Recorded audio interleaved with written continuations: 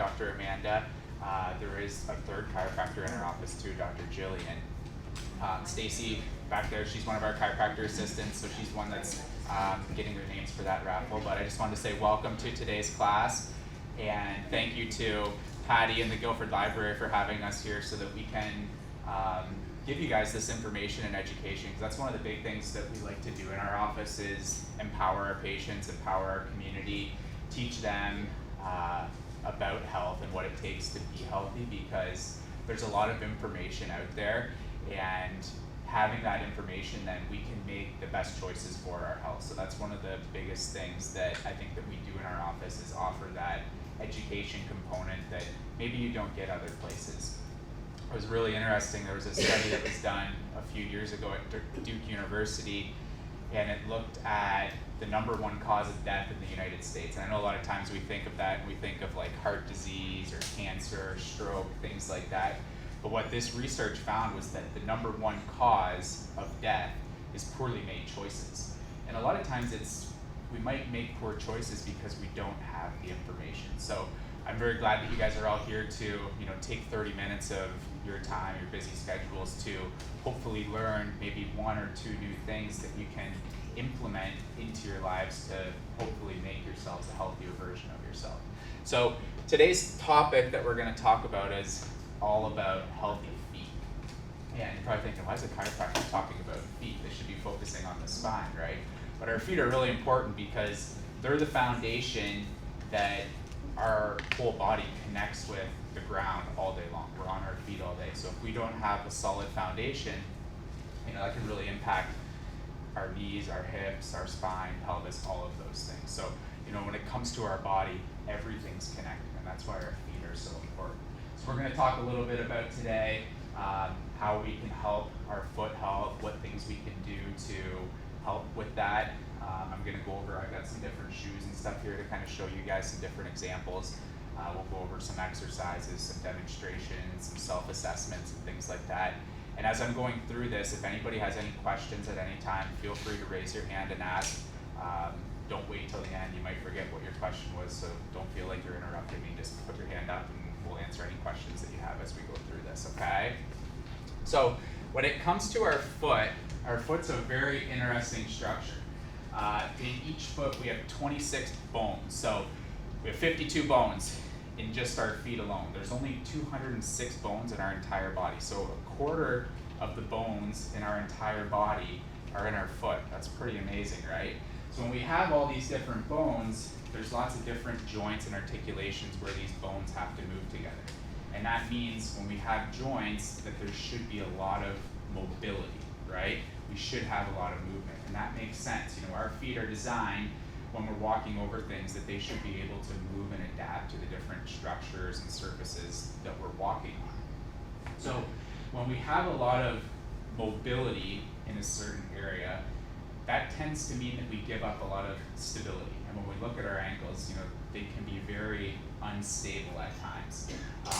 Whereas when we look at like other joints that don't have as much mobility, say like the knee that only moves in one plane, there's a lot more stability to the knee than there is to the ankle.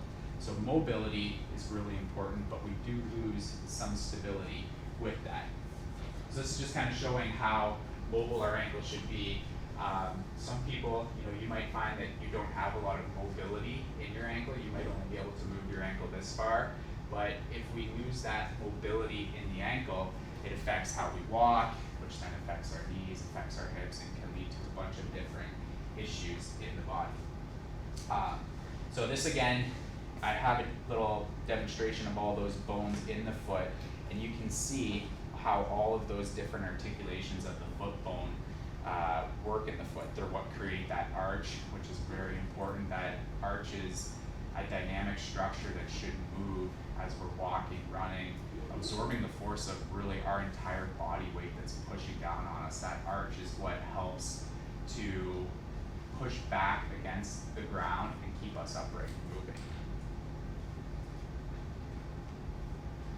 Now, when we look at our feet are one of the biggest sensory organs that we have in our body. So between our hands, our feet, and our mouth, those are the 3 areas of our body that have the most nerve endings, or are biggest sense in terms of input that comes into our brain.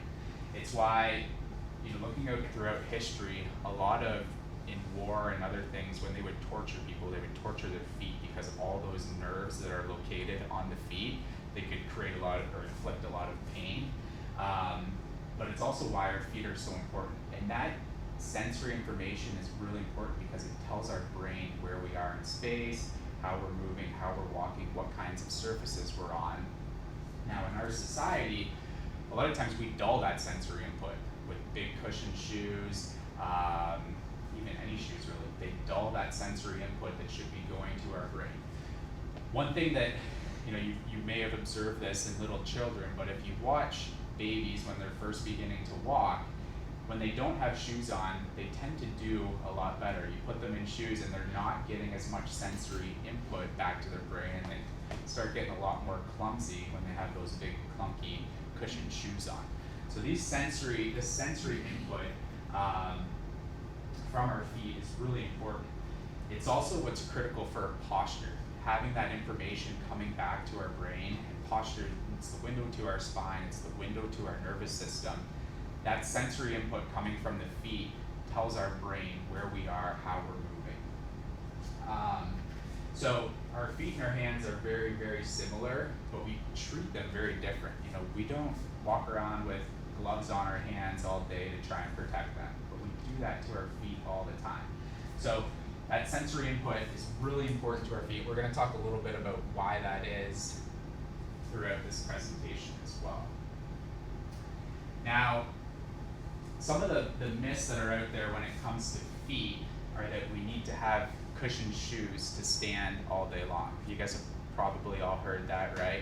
That cushioning is good, we want to have as much support as possible. But what did I say about the beginning?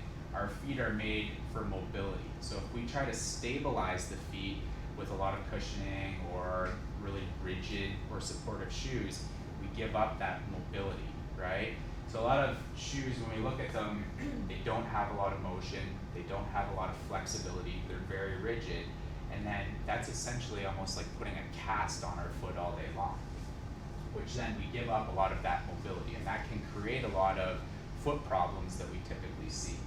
So this first myth, that we need cushioned shoes to stand all day long. And a lot of times we think that if we're on our feet, that cushion's gonna be comfortable and give us support. But it's really interesting, because we have all that sensory input in our feet wanna find stability or support on a harder surface. So if you could imagine, if you were to jump off a box that's say this high, and you jumped onto a big cushioned pillow versus landing on this hard floor, do you think your body would innately land harder on the pillow or the hard floor? Well, it's kind of a confusing question. No, the hard floor would be more jarring. It'd be more jarring, but your body would land softer because it would get the input back and it would cushion the fall. Whereas if you have the big cushion, your body's trying to find stability and it hits the cushion a lot harder. So there was a study done that looked at gymnasts and they measured the forces in their knees, and they found that, so if you've ever watched like the Olympics and the floor routines that they do, it's on a really, really hard mat, right? And the reason that they do that when they're doing all those flips and stuff, they looked at the studies. When they use a softer mat, there's more force that goes through the knee and the cushion because the body doesn't innately absorb that force because the body's trying to find that stability. So that's one of the myths that is out there, is that we need cushioned shoes all day long. When you wear cushioned shoes all day long, what happens is that cushioning provides support to your body, and then you don't need to use the muscles of the foot. And over time, the muscles start to get weaker. And then when you don't have the cushioning, your feet get sore. So if we allow our feet to work naturally, we build strength, and we should be able to stand on those feet all day. Now, if you're working a job where you're standing in one position for 8, 9, 10 hours, you might need some type of a fatigue mat or things like that, but we should be trying to stand without cushioning in our shoes as much as possible to build the muscles and the strength in those feet over time. This is a really common one, that bunions are genetic. to my knowledge, there's no gene that codes specifically for bunions. I haven't been able to find that yet. So bunions are a result oftentimes of creating improper structure. And a lot of times when, I'm going to talk a little bit about why this happens in a couple slides, but if you've ever looked at a lot of shoes, they're kind of shaped to create a bunion, right? So it's essentially like this cast that we put on, we brace our foot into that position over time. And what that does is it starts to create this misalignment where that big toe starts to track over. Now, our big toe is really, really important when it comes to our balance. A side story, I have a cousin, I grew up in Canada in southwestern Ontario, it's like flat farmland, more like Iowa than anything. And I have a cousin who lost his big toe in a farming accident in an auger when he was kicking grain around. And watching his balance now, not having that big toe, when he walks, it is unbelievable how much that just losing one toe has impacted his balance. So if you can imagine, if we have a bunion where that big toe starts to track in, it affects our gait, it affects how we walk, it affects our balance, our base of support, all of those things that are so important. So with bunions, a lot of times these can be corrected if we get rid of the issue that's creating them, which a lot of times is the footwear that we're wearing. And there's different tools that you can use, like toe spacers, there's things like that. You've maybe seen them for pedicures, things like that. There are ones that are specifically designed to correct the alignment of those. Foot problems and musculoskeletal problems such as arthritis are a natural part of the aging process. And we know now that that's just not true. I mean, even looking at our spine alone, scientists have proven that when our spine's maintained in the proper position, that it should last for 125 years before there's any sign of arthritis or degeneration present. The same thing in our feet. If we take care of our feet and know how to keep them in the proper structural alignment, they should last our entire lives without any issues. The problem is that when we create misalignments, that leads to that accelerated breakdown or degenerative process, osteoarthritis, arthritis, all those things that you guys have probably heard of before. This is always a fun one too. Orthotics and surgery are the only ways to correct foot problems. So again, when it comes to the orthotics, they might help us to regain an arch, which we should have. We need to have that dynamic arch like we talked about. But what the orthotic does then is when we have that orthotic in all the time, it tells our body we don't need to work on these muscles and strengthen them. So those muscles over time get weaker and weaker and weaker to the point where then our body needs to rely on that orthotic to maintain the arch throughout our lives. So other options to that would be, and it's a harder option, but working on strengthening the feet. There's lots of different exercises. We have some handouts here that I'm going to give you guys to take home if you would like, that just have some basic exercises that you can work on to strengthen the arch, strengthen the toes, so that you can develop those muscles and hopefully not have to maybe rely on some of these other approaches that over time don't actually correct the issue. They might make things feel better. There's a question back here. Are you going to get into plantar fasciitis at all? I don't know if I was specifically going to get into that, but do you have a question on it that I might be able to answer? I mean, are there exercises such as... Yeah, so these exercises are most of what I would give to patients that have plantar fasciitis. And honestly, one of the best things that I recommend to people that deal with that issue is spend as much time barefoot as you can to help strengthen and stretch out that plantar fascia. We'll get into that a little bit too when we go over some of the footwear stuff and why that plantar fascia tightens up. So once we get to that, if you still have other questions, just stop me and let me know, okay? Okay, so this is kind of showing what natural feet should look like versus not natural. So, you know, you can look at your feet or maybe see what or know what your feet look like and see where you land on this. But our feet, the widest point should be up between the toes, which is interesting because when they measure you for shoes, where do they measure? They measure here, right? Yeah. And I'll talk a little bit about that in a second. So the widest part in our feet should be between the toes, or at the tip of the toes, the little toe and the big toe.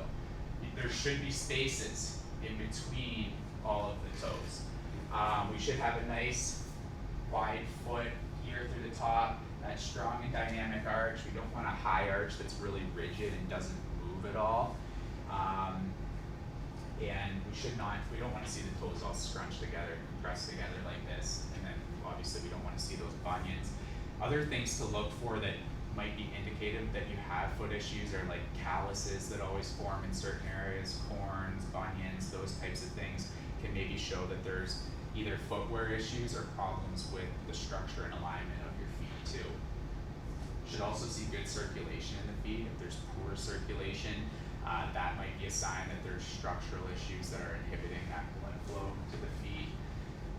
And we should have nice mobile ankles. We don't want to see stiff, rigid ankles that aren't able to be able to move with those forces that we're walking over. Oh, this picture I put up because I like watching like the adventure race shows that are in different like third world countries and stuff, and I think it's so cool when you see some of these tribes and cultures that they don't even have shoes, but when you look at their feet, they're so muscular, they're so strong. The kids, the adults, they're running on gravel, rocks, and everything with no issues at all. And I bet if you looked in that culture, there's probably not a single person that has a bunion. There's probably nobody who has corns. They have strong feet, they have good arches because they haven't been subjected to some of the shoes or torture devices, I guess, that we put our feet in for 8, 10, 12 hours a day probably. And same with little kids. That's a great way to look at what feet should look like. When you look at little babies' feet, they have this like almost triangle appearance where they're really, really wide at the top. And then, as kids grow, we put them into shoes and kind of completely alter that structure again. Well, in the old days, that was the thing. You had to get special walking shoes as soon as they walked. Yeah. To correct their whatever. What you're Well, saying is. and it's what probably happened there. Like a lot of things was it was probably marketing and sales that said, nobody made money telling a kid to stay in bare feet, but someone who was selling shoes, that's how they make money. Oh, as soon as the kid can walk, we need to get them into shoes, right? Right, and they were even like little leather high tops, so the ankles. The ankles didn't move, which then the kids, like I said, I remember watching one of my nephews. He'd walk just fine in his bare feet. He'd put shoes on him, and he was like, looked like he was drunk walking around, just because they don't have that proprioception. And then that too. Also, then those first couple of years when you're learning to walk, you're really imprinting those gait patterns, creating those neurological pathways. So having those shoes on can really inhibit like that learning process and developmental process in children too. So that's something that I always tell parents, let your kids run around barefoot as much as they can. It's one of the best things for them when they're developing. Okay, so footwear. This is probably what everybody's got some questions about. So this one here, if your feet are starting to look like your shoes and your shoes look like that, that's probably not good. Ideally, when we're looking for appropriate footwear, what we want is a nice wide toe box so we can create that space for the toes so that we're not crushing everything together, creating bunions. We want to have a thin sole. We don't want to have a lot of shoes are designed that they have this big cushion heel and then things get narrower towards the front. So when you're buying shoes, you might notice like it has like a 5mm, 10mm drop to it. And what happens is when we put ourselves on that heel, I know it's not a high heel, it looks like this, but that still puts our body in this forward position. What that does is it shortens the Achilles tendon. That Achilles tendon wraps around the bottom of our heel into the bottom of our foot, which is where the plantar fascia is. And when those muscles, those ligaments and tendons are shortened all the time, that's what can lead to those different fibrous adhesions, which would cause like the plantar fascia issues. So that can be a really big component of people that deal with plantar fascia issues, is the shoes that they're wearing. We don't want to have shoes that are super cushioned. And another thing to watch for is a lot of running shoes and sneakers have this what's called a toe spring, which puts our toes into that upward position, which is not good. It doesn't allow us to use the strength of our feet when we're walking properly. can also create things like bunions and hammer toes as well. So if that's something that you deal with, you want to try to get something that's more thin on the bottom, no toe spring. You want your shoes to be really flexible as well. Now, this part down here is really important. If you've been wearing like traditional shoes your whole life, it takes a long time to transition to more of this minimalist or more natural shoe or footwear. It takes years, to be honest. When I first started learning about this stuff, I don't know, maybe 7 years ago, it probably took me a good 5 years to like be fully comfortable in these types of shoes. So take time doing it, and I'm gonna go over some different footwear, some shoes here. I have some examples. These shoes here are called Ultra running shoes, A-L-T-R-A. These ones are a really good like transition shoe. They don't have any drop, so they're level from the heel to the toe. They have a nice wide toe box, but they do have some cushion. Not as much cushion as like your typical running shoe or sneaker. So I think that these are like a great transitional shoe because they do give you all that toe space. They don't have the drop. I just ran a race this weekend up in the mountains. These are what I wore for the whole race. It was 100 kilometers, but if I would have ran 10 kilometers in these shoes 5 years ago, my calves would have been on fire. So like I said, these are a good transition shoe. These shoes here, you can get these ones on Amazon. They're just like a little like almost water shoe, but they have a very thin sole. They're really flexible, and they're like $20 or $30. You can't beat them for the price of them. What are they called? I'm gonna have to look this one up because I'm not 100% sure, but I will let you know. I think they might be Tesla. Or Elaine, do you know? The ones I have are Jarums, I think. Jarum? Yeah, Do you know how there's to- a couple different. Yeah, if you type in minimalist shoes on Amazon, they're Okay. like one of the first ones that pops up. Okay. Okay. Now, another good one, other good options are the company Vibram. They make like, has anybody seen these toe shoes? Yeah.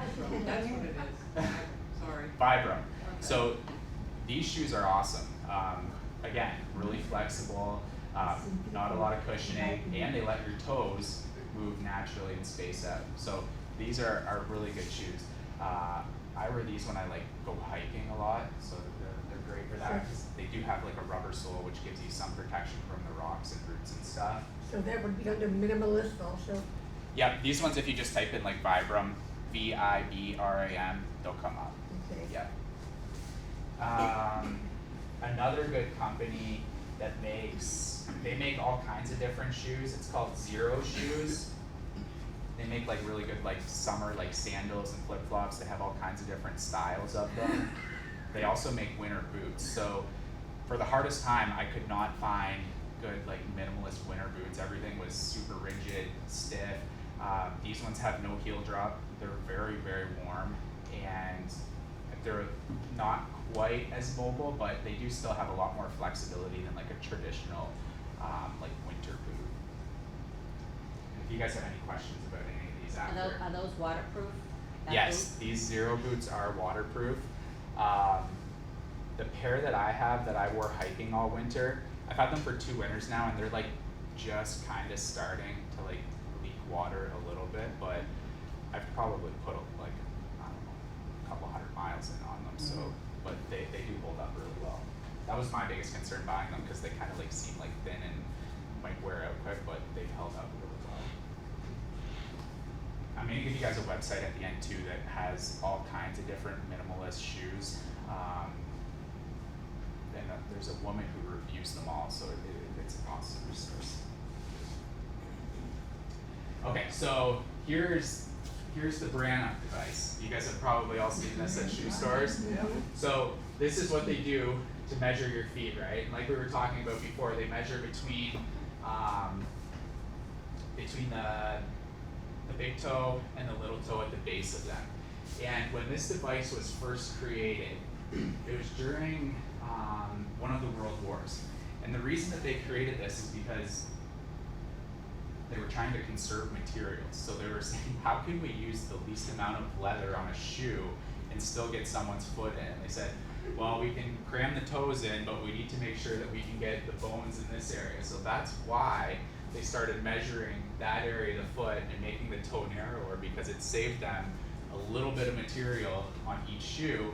And then we just kind of stuck with this throughout time, even though it created all of these foot issues that we see today. So that's just a little bit of a history lesson on why we still have that, and it's really an outdated device. But then it became almost just like a fashion trend where people kind of expected shoes to have like the toe pointing in. So it became very weird to see shoes that were wide, like these ones I have.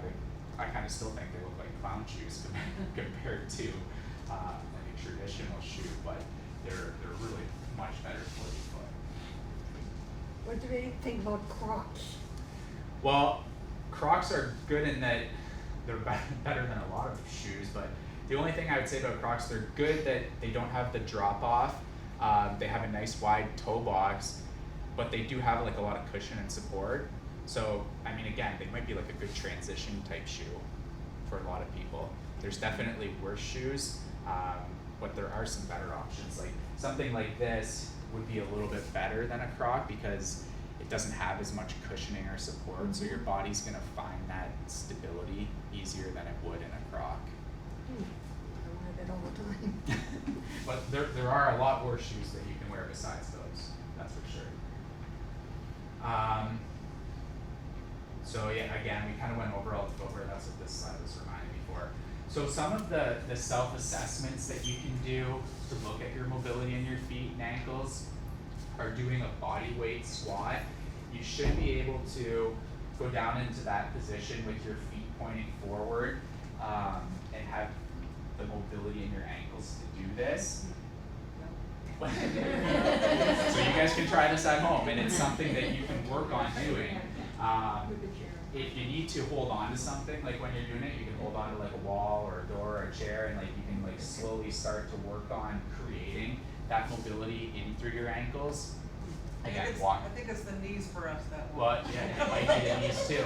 Yep. But a lot of times when the ankles lose mobility, it then starts to affect the knees and reduces their mobility too. So it's something, again, you know, when it comes to working on these things, there's probably other areas that then you'll start to see maybe have some dysfunction in them too. So this exercise here, not only is it good for the ankles, it's amazing for the knees, and it's really good for the hips too. So it's kind of, pardon? Oh, okay. Now if you have like ankle replacements or knee replacements or hip replacements, this might be something that obviously might not be possible to do. This is a fun one. We like to call this toe yoga. So working on this, you should be able to control all your toes like they're fingers almost. So working on doing some of these different things, like raising just your big toe up off the ground, then keeping your big toe on the ground and raising the other foot up, that will help to strengthen all those tiny little intrinsic muscles that are in the foot that will help create that strength in through the arch. So these are going to be on that exercise sheet that if you guys want, you can take home with you today too. These are some of, these are kind of two of the self-assessment tools that we use to look at feet and ankles. I got a quick question Yeah. on, do you think your walking gait will change your feet? You talked about the condition of your feet, or is it your feet that's causing? Could Yeah, be it's either like or. what came first, the chicken or the Yeah, egg, right? Or both, I guess. It's probably a combination of both in a sense, and depending on each situation, there's probably situations where the foot issue affects the walking pattern, and then there's probably other situations where someone's walking a certain way and then that affects the foot more. But I mean, each person's individual situation is likely a little bit different. Or it could be the shoes, or, right? Yeah, it could be the shoes, and then, like I said, everything's connected. If there's, a lot of times there isn't truly a knee issue. The knee joint is very simple; it just moves in one direction. But if there's a hip issue or a pelvic issue, that can affect how we walk, which then can affect the foot, the ankle, and everything's all connected. Which is why, again, as chiropractors, we would would think you would only focus on the spine, but this is why we kind of look at all these other areas too, because someone might have a spinal issue, but it might be coming from something that's going on in their ankle that's affecting how they walk and creating these issues in their spine as well.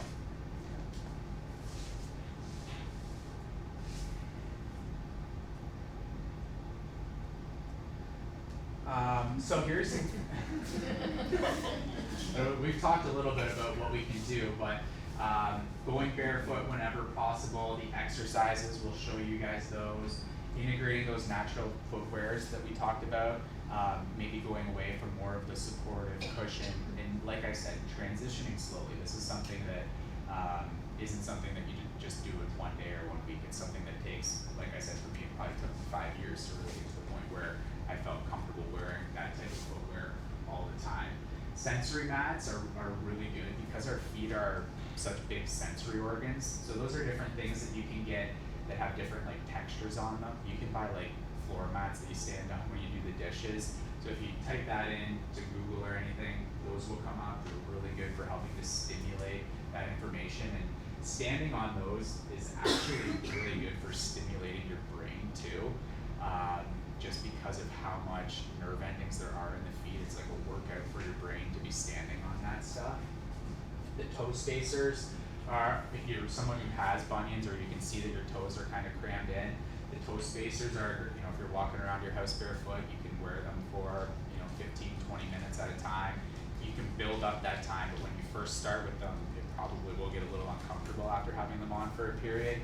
The ones that I like, you can buy them on Amazon. They're called Relax Tony, Tony. I think they're like $10 or $15, and they're awesome.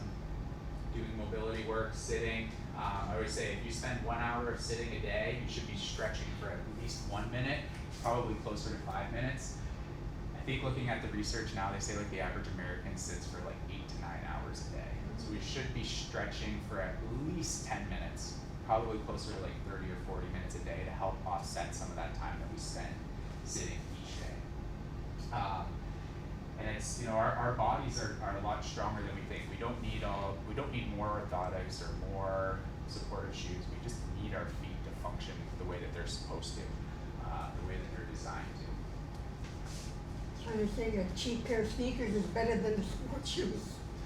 Yeah, there's that's a good point. So there was a study that I read not too long ago that looked at people that spend more money on athletic sneakers and people that spend the least amount. And what they found was that the people who spent more money on the athletic sneakers, which we tend to think, you're spending more money, you're getting better quality, you shouldn't get injured. Those runners had more injuries and more foot problems than the people who were spending less money on the cheaper, less supportive, less cushioned shoes. So probably again, because those people, their foot's probably functioning more naturally. And another thing too, if you guys are ever go watch Usain Bolt run a 100-meter race. The track spikes that they use have no cushion in them at all. If you guys ever pick one of those up, they're super rigid, or not super rigid, they're super flexible, there's hardly anything to them. They're basically running barefoot.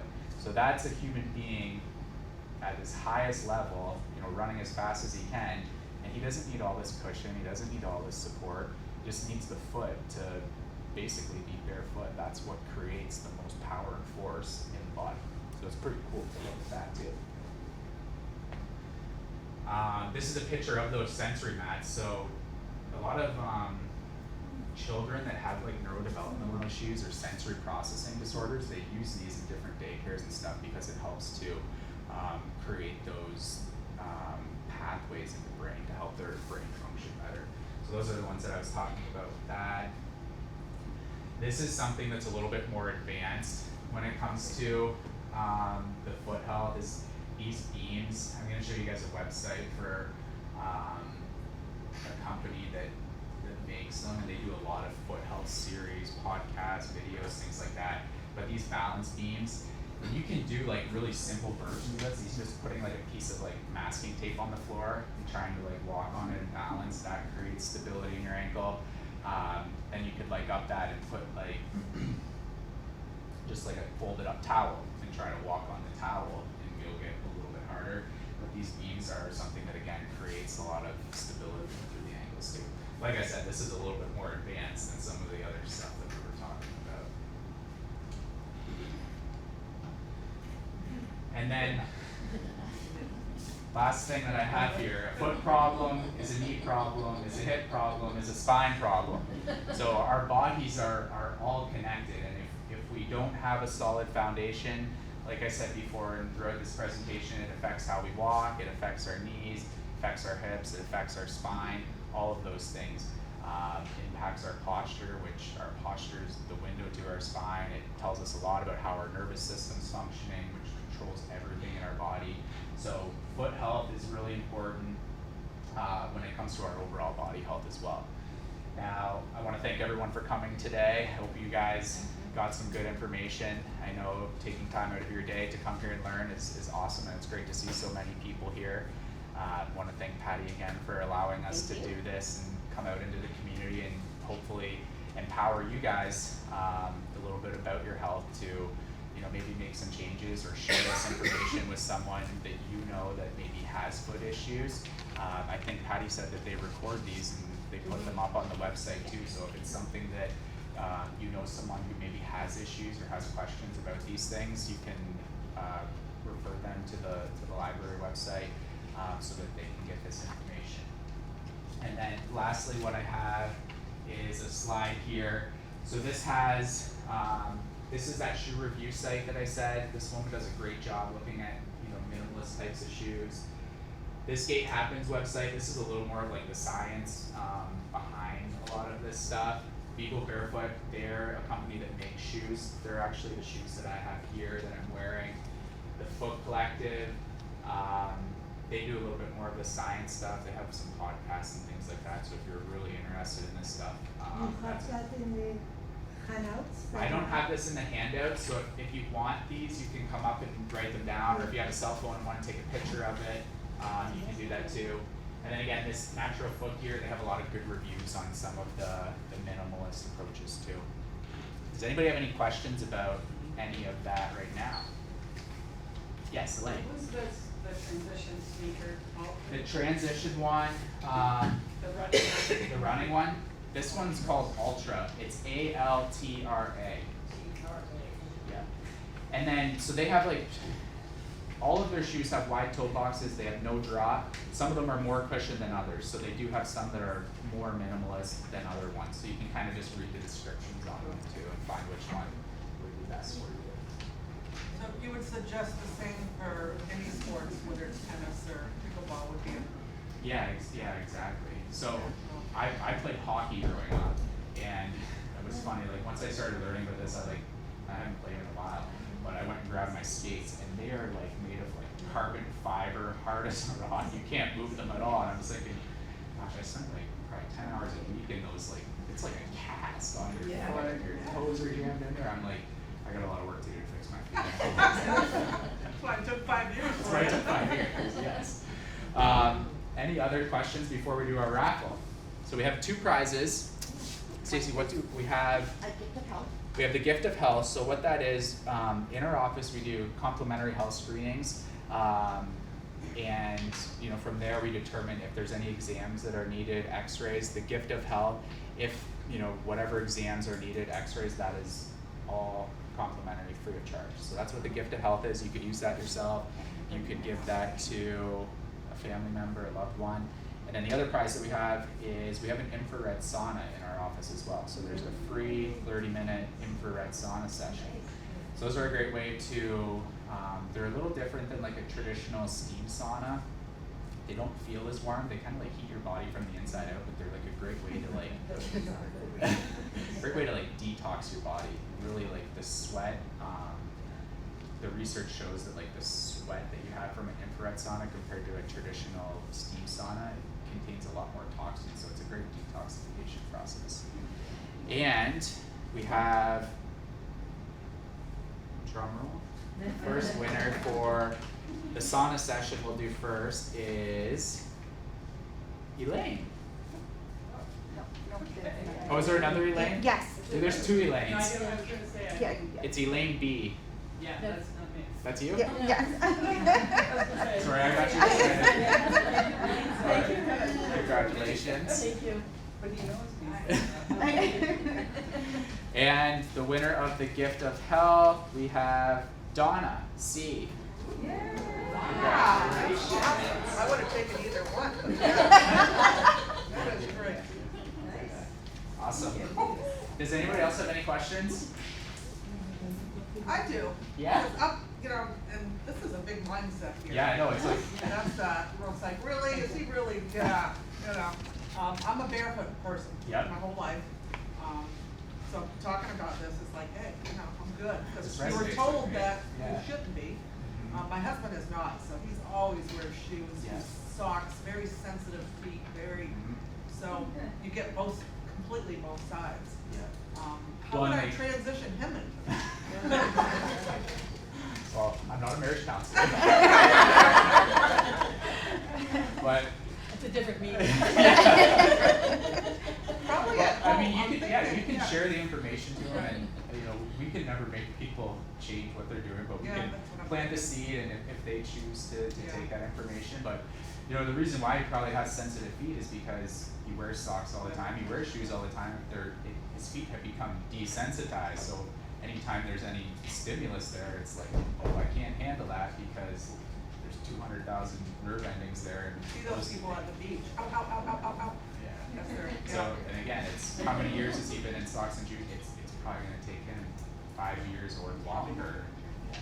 But, I mean, you can always give him the information, and, you know, like I said, you can share the video to him. Well, I like the thin soles you showed, which to Yeah. me is almost like barefoot, but it's protecting you from any cuts or anything. Yeah, that you exactly, could- so if you're like out walking on the Right. pavement or something, it's still almost like being barefoot, Right. but you're not gonna cut your foot open on a piece of glass if it's there. I spend my life telling my children you cannot wear barefoot. I step in your toes if you do. I am a cook and I really think it's dangerous cooking barefoot. For that, you need shoes or something for that thing. Yeah. Well, especially Spanish cooking, and I say to my children, you are not really proper Americans. Don't wear barefoot. Put shoes on. All my life. Look at that. Yes, I know this is very different than maybe a lot of, you know, Come on. information that's out there, but I think like one of the big things for me too is like, I'm never gonna tell someone to do something that I wouldn't do myself or haven't done and tried. And I have found that when I've done this, it's helped my feet a lot. They feel so much better, so. It makes sense, and when you talk about different tribes that go barefoot, I mean, Yeah, it makes sense. It's just kind of, a lot of times, less is more, you know, we try to outsmart ourselves a lot of times and think that we're smarter than our bodies are, and, oh no, we need to have shoes, but we just need to let our body function the way that it's supposed to, and It's it history. has everything It it goes with needs. generational. Well, Yeah, in a city, you cannot go barefoot. Walking in Boston. and- Yeah, like there's situations Oh, where yeah. obviously we need to have shoes on. But if we can be as close to that natural style, then we're gonna be better off for it. I have a question. Yes. What about hammer toes? So hammer toes, again, a lot of times that's caused by shoes that are too small and really jamming the toes. So for that, most often what I recommend is spending time barefoot, working on the plantar fascia, which a lot of those exercises will help with that. Using the toe spacers can be really good. It's something with the patients that we have in our office, we do a lot of adjusting on those to try and help correct that alignment as well. We don't just adjust spine, if there's any joint in the body, we can adjust that. So it's something that we work on in the office too. But those exercises are good, and then just making sure that you've got proper footwear too. All right, Awesome. well, thank you guys so for much. coming. We have